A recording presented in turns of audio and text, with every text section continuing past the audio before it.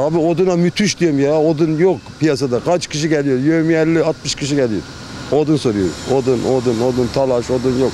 Şimdi çıkışı buradan adam nakliyesi, çuvalı, muvalı 1.800-2.000'e dayanıyor. Tabi adam teslim edeceği zaman 2,5-3 milyar diyor tonuna. Şu anda meşe 3 milyar 300. Talaş 3 milyar 300. Adam bir ton yakacaksa 500 kilo alıyor.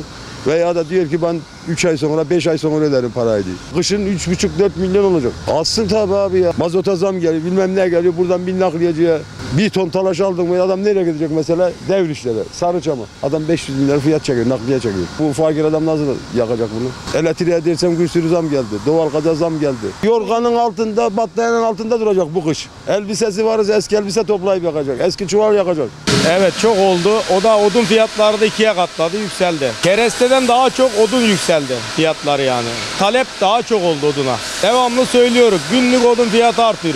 Geçen yıl elektrik zamından önce 1000 liraydı tonu. Şu an torbası geçen yıl 10 liraydı. Şu an 40 lira. Ton olarak geçen yıl 1000 liraydı. Şu an 2000 lira. Kış geldik sıra gene 2'ye katlayacak. Şu an 2000 liraya aldığımız odun bir ay sonra 3000 lira olacak.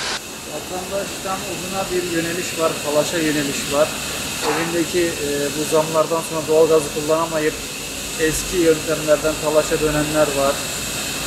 Yani ister istemez sanayi elektriğine de %50 zam geldi bu arada ama fiyatları bir anda yansıtamıyoruz. Çünkü insanlar da zor durumda. Yani son bir yıl içerisinde, 2 yıl içerisinde ülkedeki enflasyon nedeniyle her şeyde olduğu gibi ahşap, kereste, oduna dayalı ürünlerde de ciddi bir artış mevcut. Geçen senelere göre yani önceki dönemlere göre çok fahiş fiyatlar, çok farklı. Geçen sene satış fiyatları 500 lira civarındaydı. Yani şu anda 3000 liraya dayanmış durumda. Ya özellikle daha kış gelmeden elektriğe doğalgazı %50 zam geldi. Kış gelmezden evvel tedarik etmeleri gerekir. Çünkü kışın